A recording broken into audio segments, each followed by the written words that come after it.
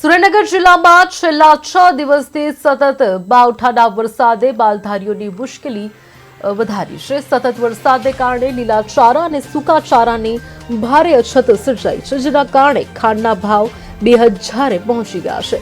ચારો ન મળતા માલધારીઓએ પોતાના ઢોરને ખવડાવવા અસમર્થતા વ્યક્ત કરી અને વઢવાણ સીમમાં ખેડૂતોના ખેતરોમાં છૂટા મૂકી દીધા હતા। આ કારણે ખેડૂતોમાં રોષ ફાટી નીકળ્યો હતો। કેટલાક ખેડૂતો દ્વારા ઢોર પર કબજો કરી તેને વઢવાણ મહાજન પાંજરાપોળમાં મૂકી દેવામાં આવ્યા હતા।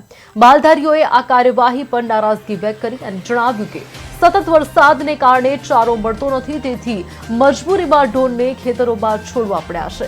ખેડૂત અને માલધારી વચ્ચે તણાવની સ્થિતિ સર્જાતા તંત્ર દ્વારા સ્થિતિ પર નજર રાખવામાં આવી રહી છે। દિવસથી અમારા ભાગમાં ભેંસો આવે છે અને કોઈ લેવા આવતું નથી। રાત્રે જાવી તો રાત્રે પણ હાથમાં નથી આવતી। મોટા કપામાં આગી પાછી થઈ જાય છે। અમે ઘણું પણ મહેનત કરીને રાત આખી જાગી અને અત્યારે લગી લાયા, અત્યારે હજી અડધી જ આવી છે, અડધી હજી વગડામાં પડી છે।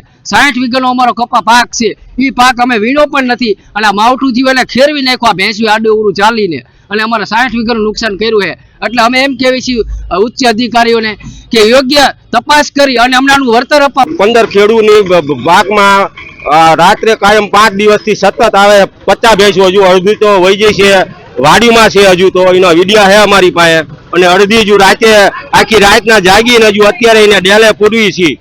હા, એટલે સરકાર શ્રીને નમ્ર વિનંતી ને કે હજુ સીમમાં અને અમારે કાયદેસર આનું વળતર મળવું જોઈએ। અમારે કાયદેસર કેસ કરવાનો છે આની માથે, FR ફાડીને, બરોબર।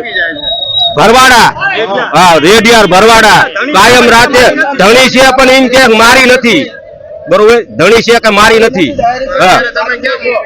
અત્યારે આ મહાજનના ડેલે મૂકવા આવ્યા છીએ અને હજુ બીજી અમે 25 ભેંસું છે વગડામાં, એ હજુ લેવા જાય। અમારો કપાસનું કેટલું નુકસાન કર્યું તમે આવો જોવા મળે, વીણે એવું નથી, પાછું હોટલ લીટર મારે એવા થઈ જાય અને આ તો હજી આટલી જ આવી, હજી 15 થી 20 ભેંસો જે સીમમાં છે, રાતથી રાત લાયા તારે માન અહીંયા પહોંચી છે, એ ધણી કે ભાઈ મારી નથી છે, એ નહીં, અમે રાતની માલ આવે આઠવા અમને ખબર જ હોય પણ નથી માનતા એટલે અમે આ સેવા મહાજનમાં પૂરવાયા છીએ, ધણી કોઈ નથી આગળ।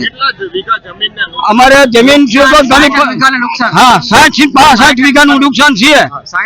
હા હા, કપાસ અત્યારે તો કપાસનું વાવેતર છે એટલે કપાસ બધાને હજી પહેલી વીણ્યું બાકી હતી અને નહીં નુકસાન કેટલું કર્યું એના વિડીયો જોવા હોય એટલે તમને